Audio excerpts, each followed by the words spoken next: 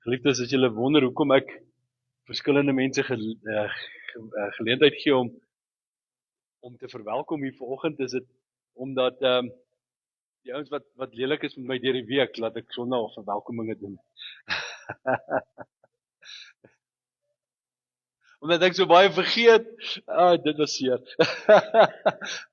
Maar dis ook al waar, maar kom ons los dit daar. Ek het 'n kollega gehad wat gesê het, as jy oor 35 is, dan mag jy begin vergeet. En dis 'n slegte ding om te bely. So, ek sou sê as jy oor 85 is, mag jy begin vergeet. So, kom ons bely positief, ons bely die regte goed. So, baie dankie. Ek wil volgens met julle gesels oor 'n baie eenvoudige konsep. En dis oor die konsep van effektiewe aanbidding. Effektiewe aanbidding. En ek wil volgens met jou spesifiek praat oor die beste manier of die regte manier om die Here te aanbid. Want ek dink dis baie belangrik vir ons as gelowiges om die Here reg te aanbid. En ek wil nou vanoggend ek gaan vir jou op die bord gooi wat die regte manier van aanbidding is. En ek wil hê jy moet mooi kyk daarna en jy moet mooi inneem presies wat die regte manier om die Here te aanbid vanoggend is. En daar staan dit op die bord.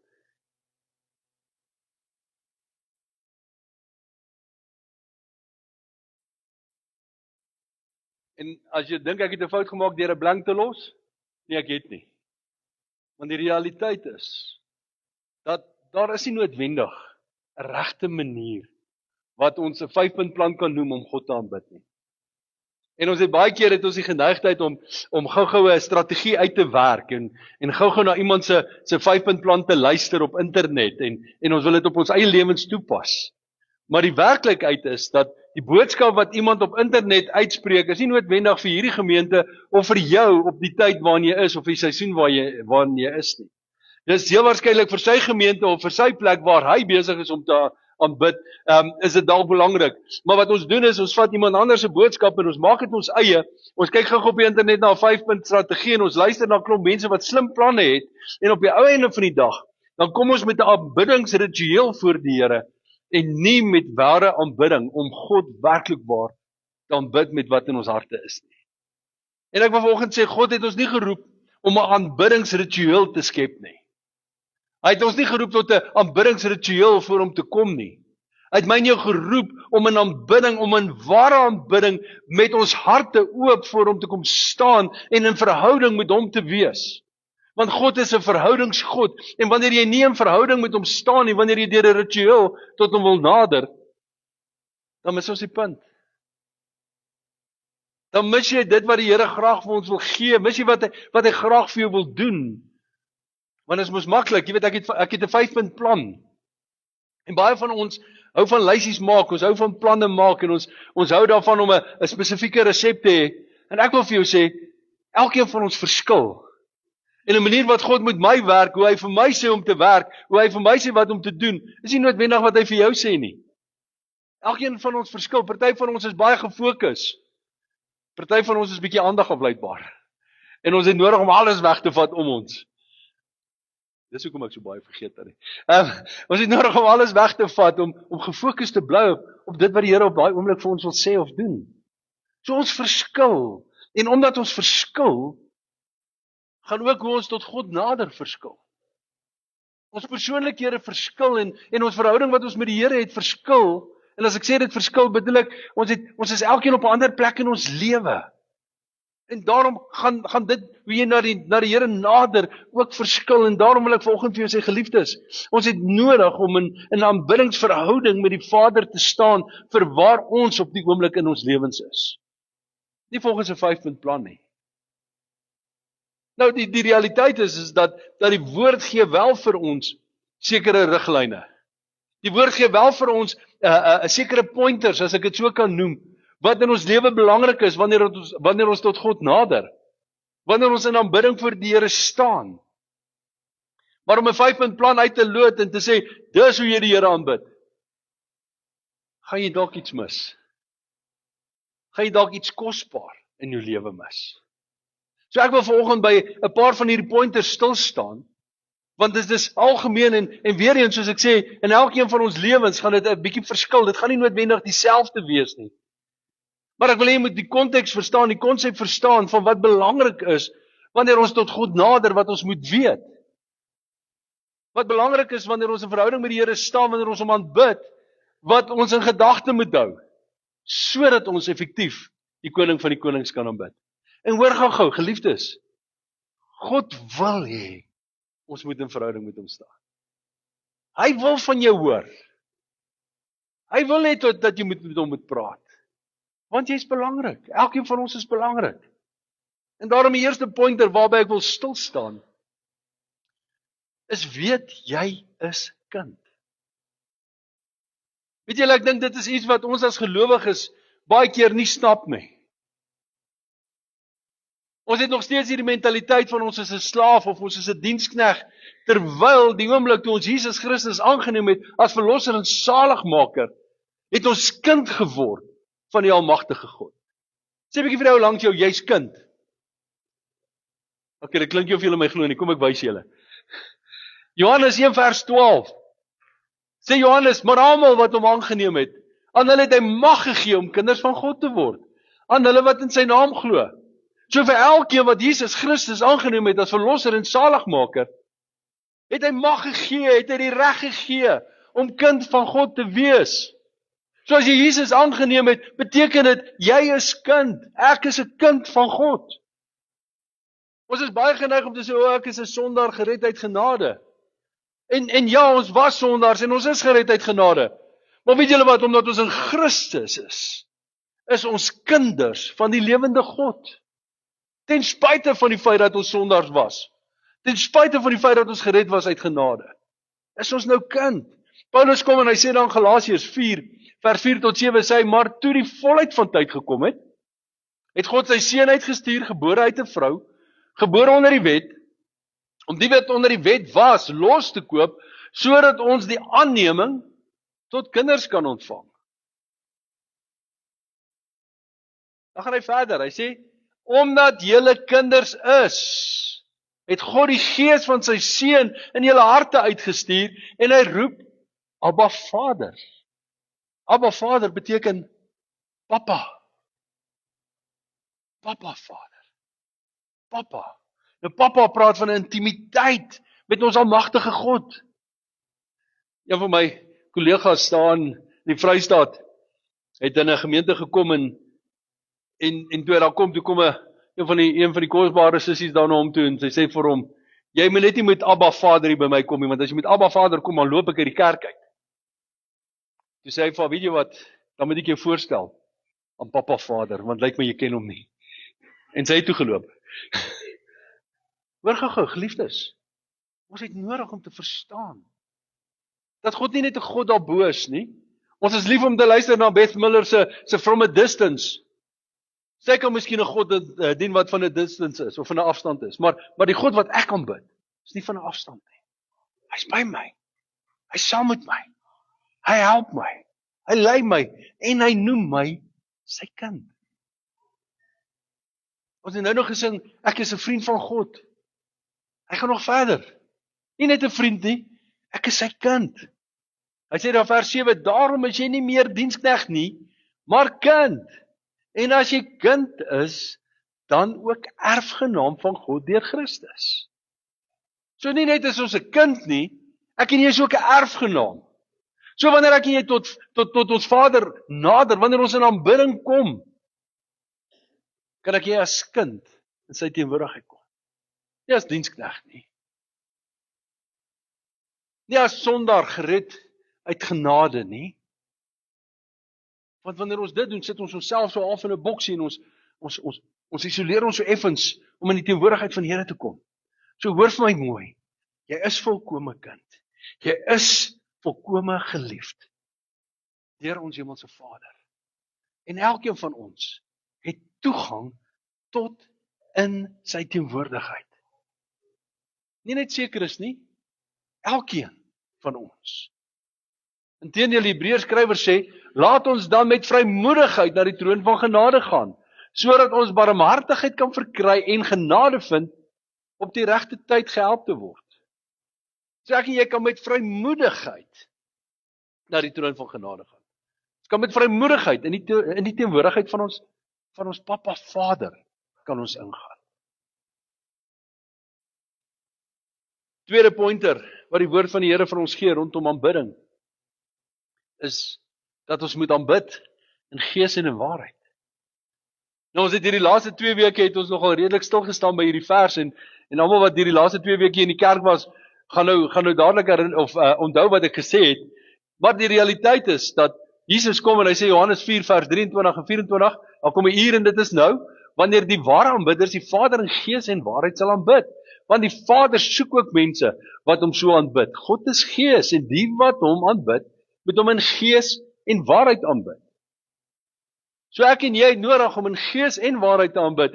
En wat is gees en waarheid? Soos wat ons gesê het, wanneer ons praat van gees, dan praat dit van die ek in jou, die geesmens in jou, wat lewendig gemaak is, toe jy wedergebore is, en die Heilige Gees jou hier in jou binneste wakker gemaak het, sodat jy in verhouding kan staan met die lewende God.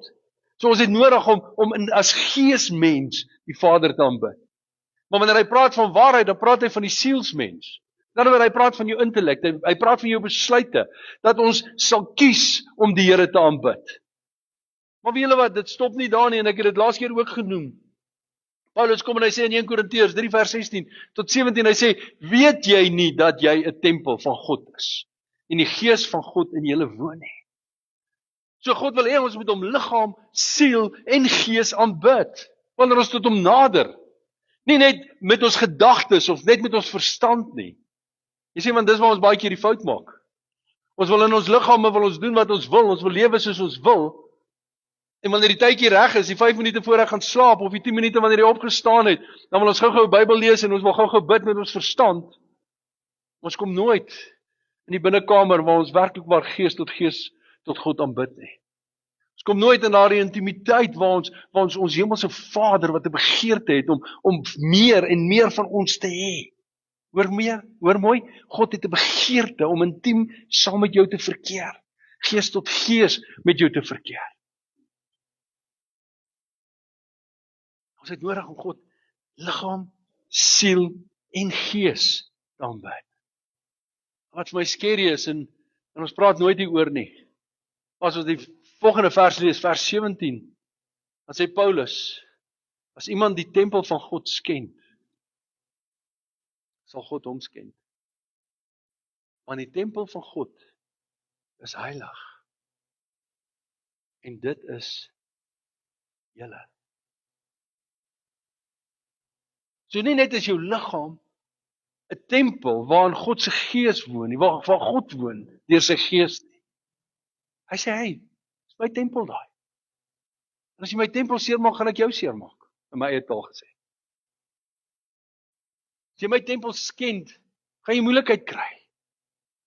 Jy sien, want deel van wat ons doen deesdae is, ons het hierdie idee dat ons God met ons intellek kan aanbid, en die res is nie belangrik nie. Hoor mooi, jy kan nie jou liggaam skei van aanbidding, en net God met jou gedagtes aanbid nie. Jy kan nie losbandig lewe en dink God is tevrede daarmee, as jy net 5 minute of 10 minute elke dag tyd aan hom spandeer nie. Ons is geroep om ten volle liggaam, siel en gees skoon voor die Here te leef. En ons kan met baie regverdiging kom, en ons kan met baie stories kom, hoor gou mooi. Hy sê, as iemand die tempel van God skend, sal God hom skend.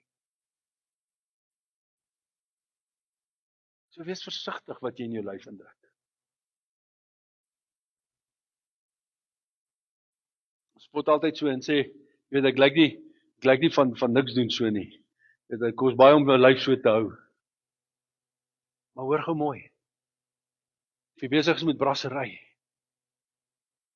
of jy besig is met een of ander verslawing, of jy besig is met een of ander chemiese ding wat jy in jou liggaam insit, of jy 'n persoon is wat net daar sit en kyk hoe ander mense oefening doen en nie na jouself kyk nie. Alles dieselfde. Of jy losbandig leef en teen die woord van God handel. Luister mooi, Losbandigheid het God nog nooit geregverdig nie. Seks buite die huwelik bly sonde. Dit is nog steeds sonde teen jou liggaam.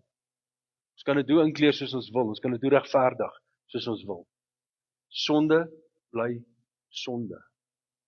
En die woord van die Here sê vir ons duidelik, die uitkoms daarvan is die hel. So ons kan nie maak wat ons wil en dink, ag die Here moet verstaan nie.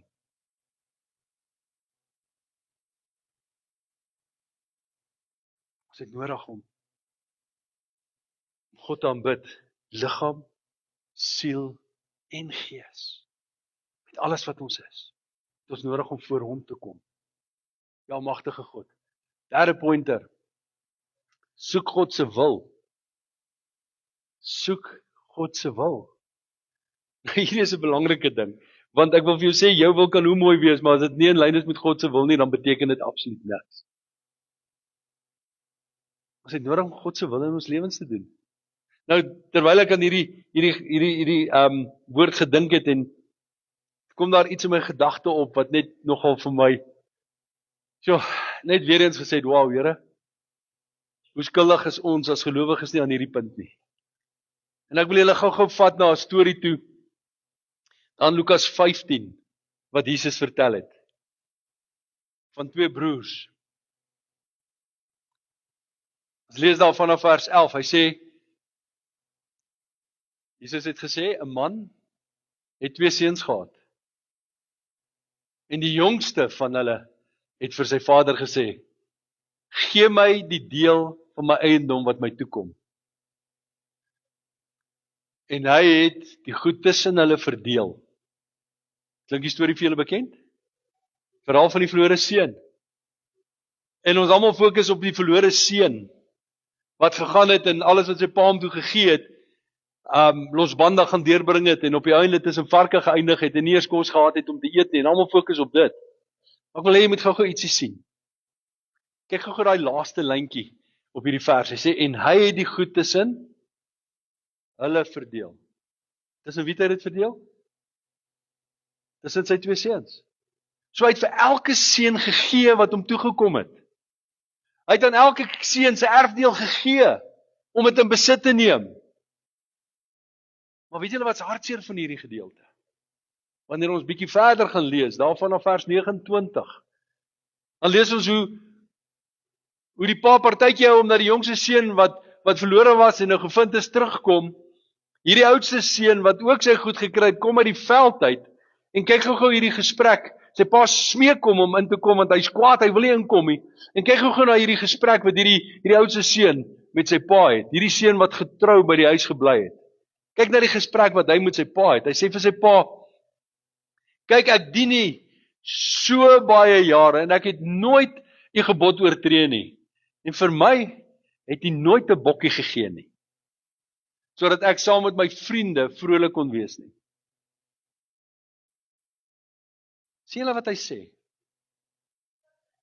Hy sê, pa, ek is so getrou aan jou, maar pa het nog nooit vir my 'n bokkie gegee om saam met my pelle te eet, te geniet nie. Wil jy gou terugvat? Wat sê daai laaste vers? Of daai laaste lyntjie op hierdie vers? Hy het die goed tussen hulle verdeel.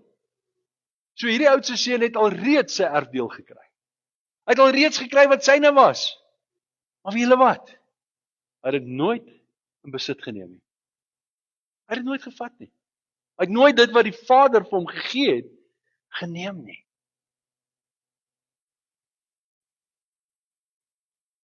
En hy sê vir sy pa, vers 30, toe hierdie seun van die kom, wat die goed met hoere deurgebring het hy vir hom 'n vetgemaakte kalf geslag. Toe sê die pa vir hom, kind, is altyd by my.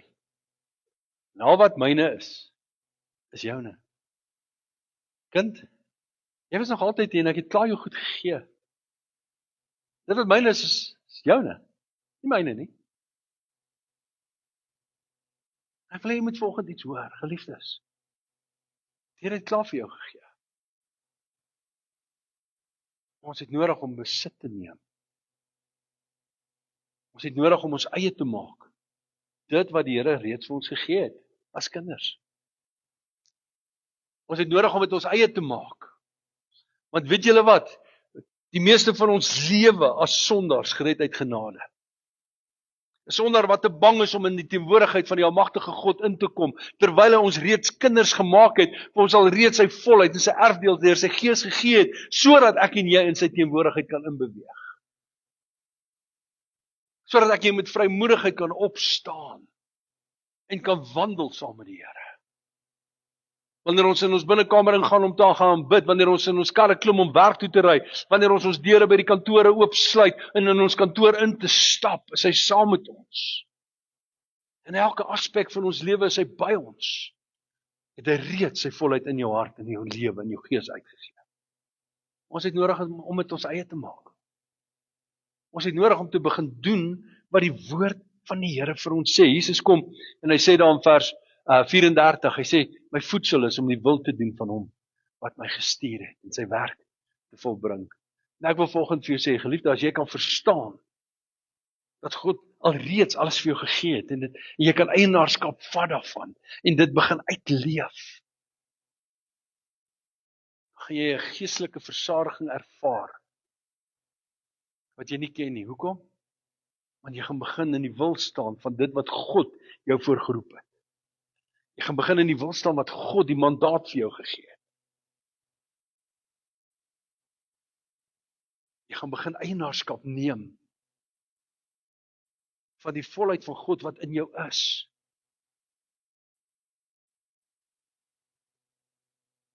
Hy het dit vir ons gegee. Dis ons dit. Bring my by 'n 4de pointer. En dis liefde. En hieroor kan ek baie sê, maar ek wil vir jou sê, een ding wat ek jy moet verstaan is, liefde is die voertuig waarmee ek en jy werklik God kan aanbid. En as daar nie liefde in jou hart is nie, het jy nie 'n voertuig om God te aanbid nie. As daar nie liefde in jou hart is nie, is daar nie aanbidding nie. Hoe kan ek dit sê? Kom ons kyk wat sê die woord. Paulus kom in 1 Korintiërs 13 vers 1 tot 3 sê, al sou ek die tale van mense en engele spreek, en ek het nie liefde nie, dan het ek 'n klinkende metaal en 'n luidende simbaal geword. Weet julle hoe klink dit as 'n klomp eisters val? Ek sien Gert weet presies waarvan ek praat. Die ouens wat in engineering shops werk, weet presies waarvan ek nou praat. Al wat ek kan sê, dis een absolute gemors van geraas.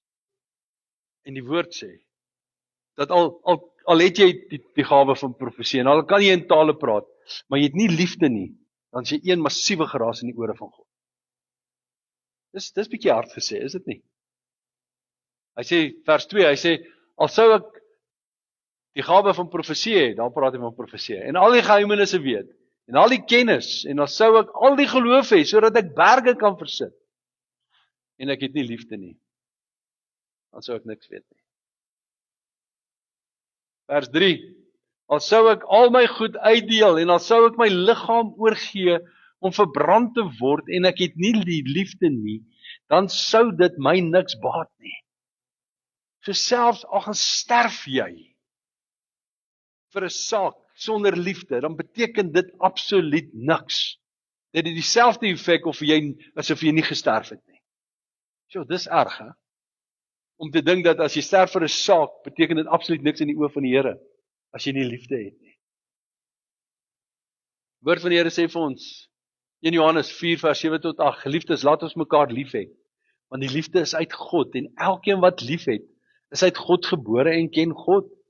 Hy wat nie lief het nie, het God nie geken nie, want God is liefde. So baie duidelik sê Johannes, as jy nie liefde in jou hart het nie, ken jy nie God nie. Hy gaan 'n entjie verder, hy sê in vers 20, hy sê, as iemand sê, ek het God lief en sy broer haat, is hy 'n leienaar. Die woord van die Here sê, jy lieg. As jy sê jy is lief vir iemand, en jy haat jou broer. Want wie sy broeder, wat hy nie gesien het nie lief het nie, hoe kan hy God lief hê? wat hy nie gesien het nie. So, liefde is baie belangrik. Liefde is die voertuig waarmee ons aanbid. Inteendeel, ek het die skrif nie op nie, maar Romeine 5 vers 5 sê Paulus, dat God het juis deur sy gees, sy liefde in ons harte uitgestort. So as jy nie liefde in jou lewe het nie, sê dit vir my net een ding. Jy het nog nie ontmoeting met God gehad nie. Dit klink erg, maar dis die realiteit. God roep ons om lief te hê. Laaste pointer waarby ek net vanoggend wil stil staan, en daar's nog pointers, maar laaste een waarby ek wil stil staan is, as jy gaan. Kyk gou wat sê die woord van die Here vir ons in Hebreërs 11 vers 6. Hy sê, sonder geloof is dit onmoontlik om God te behaag. Want hy wat tot gaan moet glo, dat hy is, en 'n beloner is, van die wat hom soek. So wat sê die Hebreërs skrywer eintlik vir ons? Hy sê wanneer ons begin aanbid, glo ten minste God is realiteit. Want weet julle wat, baie keer bid ons, dan dink ons, ek hoop daar's 'n God. Hoor gou, as daar twyfel in jou hart is. Jakobus 1 sê, dis soos om in 'n spieël te kyk en weg te draai en te vergeet wat daar aangaan. Dit help jou niks. Dis soos golwe van die see wat jou heen en weer waai, as jy nie geloof het nie. So wanneer jy aanbid, weet God is 'n realiteit. En dan die laaste gedeelte, weet hy is 'n beloner van die wat hom soek. As jy hom soek, sal jy hom vind. Wanneer jy hom in opregtheid nader, sal hy tot jou nader. Al weet jy nie hoe nie. Al maak jy 'n fout. Wanneer jy God soek, sal hy homself aan jou openbaar. Ons het hierdie belofte wat Jesus gegee het in Matteus 7, vers 7 en 8. Hy sê, bid en vir julle sal gegee word, soek en julle sal vind, klop, vir julle sal oopgemaak word, want elkeen wat bid ontvang, hy wat soek, vind, en vir hom wat klop, sal oopgemaak word. Dis 'n belofte. Dis 'n belofte. Soos jy volgens die pastoor, ek weet nie heeltemal hoe om te bid nie, great. Soek die Here met opregtheid. Sê, ek weet nie wat die regte woorde is nie, wonderlik. God sê agter die woorde aan nie, hy is agter die opregtheid aan.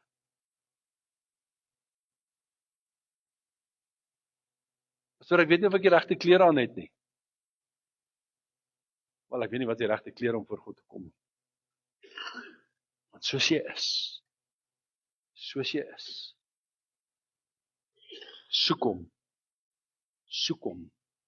en hy gee ons die belofte, hy sê, hy wat soek, vind, en vir hom wat klop, sal oopgemaak word. So hierdie is 'n paar pointers, dis nie 'n resep nie. Dis 'n paar pointers van wat die woord sê, wat God se hart is.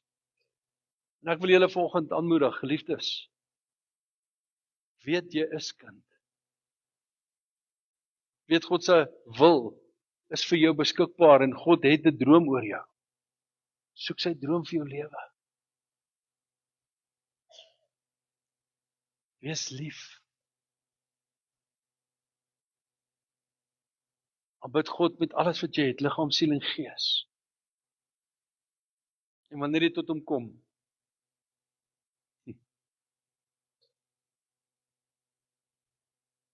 ek dink nou aan 'n verhaaltjie en ek gaan daarmee afsluit. Van 'n persoon wat op sterwe gelê het in die hospitaal.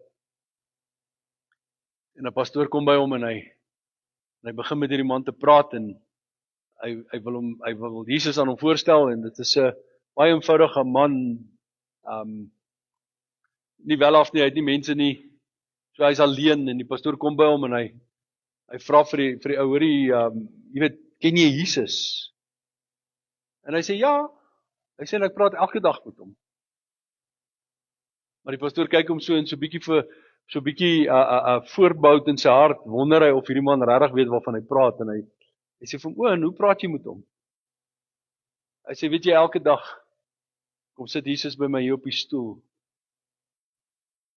en dan sê ek, môre Jesus, dis ou Jim. En so gaan loer die pastoor so af en toe in en vra hy vir ou Jim, hoe gaan dit? Dan sê hy, dit gaan goed. Jesus was vanoggend hier en ek het gesê, Here, dis ou Jim. En toe so 'n paar weke later kom die pastoor weer by die hospitaal en hy wonder hoe gaan dit met ou Jim en hy gaan stap aan in die kamer in en hy sien die kamer is skoon.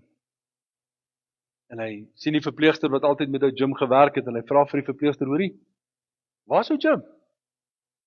En die verpleegster sê, nee, Jim is oorlede. O, okay. Sy sê, maar daar was iets snaaks. En hy vra nou, wat was snaaks? Sy weet jy, die oggend toe hy dood is, toe ons instap, het ou Jim so halflyf van die bed af gelê, met sy kop op die stoel. En so het ons hom doodgevind. Die pastoor glimlag. Hy het gesterf met sy kop op Jesus se skoot. Ons het nie nodig om slim woorde te hê nie. Ons het net nodig om ons harte oop te stel. Om hom in waarheid te aanbid. Kom ons bid saam. Here, dankie dat U vir ons lief is. Dankie dat ons vanoggend kan weet. Here, ware aanbidding is 'n verhouding met U. Nie 'n klomp resepte of rituele wat ons moet doen nie. Maar om te weet, ons het 'n hemelse Pappa wat ongelooflik lief is vir elkeen van ons. En dit gee ons toegang om in te kom in U teenwoordigheid te wees. Here, om sommer net onsself te kan wees en by te kan kom staan. Here, en daar's soveel riglyne en soveel goed wat U vir ons in die woord gegee het om ons te help. Here, maar die belangrikste van alles, U het vir ons die werk gaan doen aan die kruis. Koning Jesus, juis, sodat ons, ten spyte van ons foute, ten spyte van ons gebreke, Here, dat ons net in die teenwoordigheid kan wees. Ja, en hierdie ou storieetjie waarmee ek afgesluit het, is so eenvoudig en so basies. Here, maar dis so eenvoudig dit is om werklik waar net tot in aanbidding te staan. Is om net ons oë en ons hart op U te fokus. Elke dag net te weet, U is by ons. Om met U te gesels soos wat ons met 'n vriend sou gesels elke oomblik. En net bewus te wees, Here, dat U woon in ons. U is by ons, U is saam met ons. Maak nie saak waar ons gaan nie, maak nie saak waar ons loop nie. Is U saam met ons en kan ons enige tyd met U praat. En ek wil bid vanoggend, Here, dat hierdie woord nie net 'n mooi storie sal wees of 'n mooi gedagte nie, maar Here, dat dit 'n werklikheid ook in ons harte sal wees. Here, dat ons met vrymoedigheid net na U toe kan nader en voor U kan kom staan. Ek wil nou bid, Here, hier waar ons nou oorgaan na die nagmaal. Koning Jesus, U het juis dit vir ons moontlik gemaak, dat ons in vryheid toegang tot die Vader kan hê.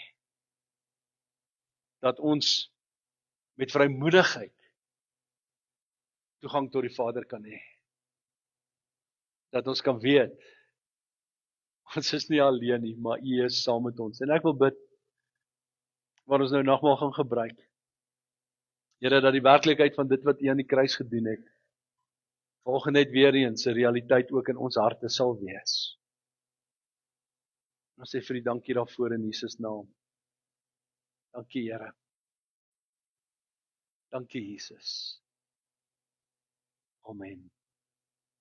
Ek gaan vra die wat gaan help met die bediening van die nagmaal, dat julle asseblief na onder en na bo na die tafel sal gaan.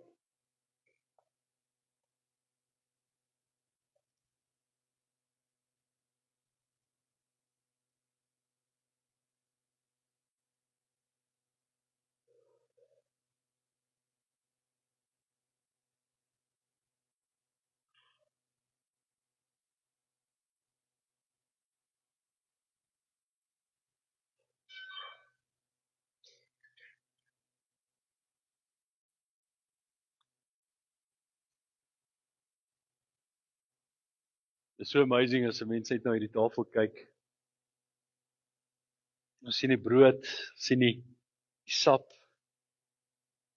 en ons besef net dit alles was vir ons. Was vir ons. Sodat ons voor in die teenwoordigheid van ons Pappa Vader kan inbeweeg. En julle toe Jesus die nagmaal ingestel het,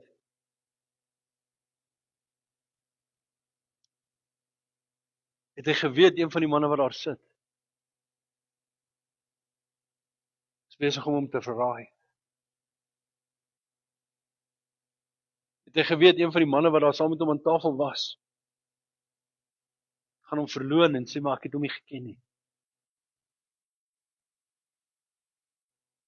Het hy geweet dat die oomblik as hy gevange geneem gaan word, gaan elkeen van die manne wat om daai tafel gesit het, wat nog by hom was, gaan hulle vlug, gaan hulle hom net so los. Maar steeds het hy die brood gebreek. Steeds het hy dit vir hulle gegee en vir hulle gesê, dis my liggaam wat vir julle gebreek word. Steeds het hy die wyn gevat, het hy dit ingeskink en het hy deur die proses gegaan, daardie derde beker van daardie maaltyd vir hulle gegee. Vir hulle gesê, dis my bloed. Dis die Nuwe Testament wat vir julle gesluit word.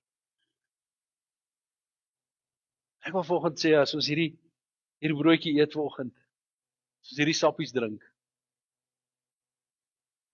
maak nie saak wat in jou lewe gebeur het nie.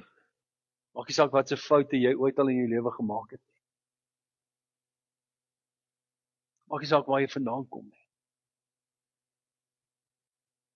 Toe Jesus se liggaam gebreek is, was dit ook vir jou. Omdat jy vir hom kosbaar is. Sy bloed gevloei het, was dit ook vir jou. Omdat hy vir jou lief is. Ons gaan die broodjies uitdeel en ons gaan die sap uitdeel. En wanneer ons dit dan uitgedeel het en almal ontvang het, dan gaan ons dit almal saam gebruik. So ons gaan dit net eers uitdeel.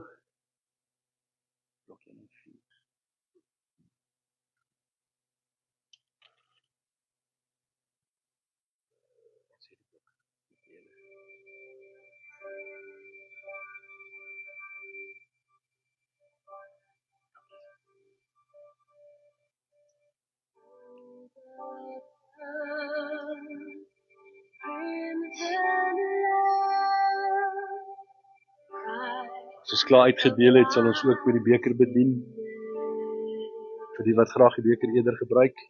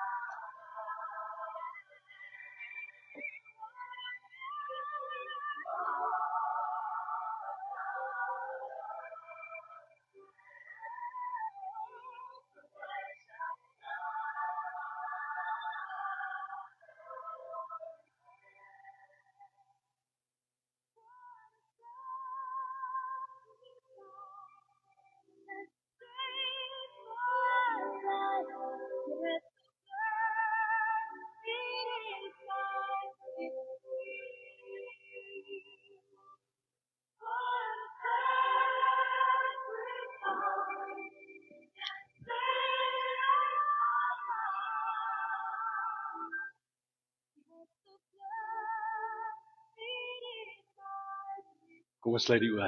Here, Koning Jesus, dankie vir hierdie broodjie wat vanoggend ons net herinner dat elkeen van ons vir U kosbaar is en dat U liggaam gebreek is aan daardie kruis vir elkeen van ons. Dankie Here. Dankie Jesus.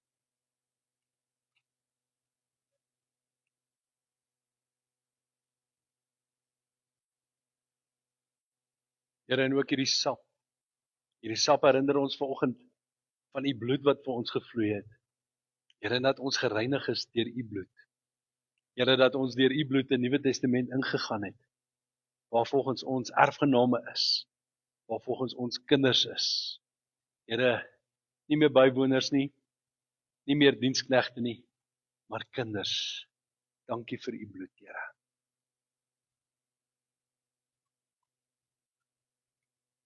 Dankie Jesus. Dankie Jesus. En Frank gaan hier onder, as daar iemand is wat graag van die beker wil gebruik maak, kan julle net julle hande opsteek. En Frank sal hier onder bedien. En Marcel is bo, steek net julle hande hoog op. En Marcel sal julle daarbo met die beker bedien. Nee, maar nog nie uitgee nie. Sal hulle uitgee. Almal eers bedien word. Dankie. Marcel hierdie kant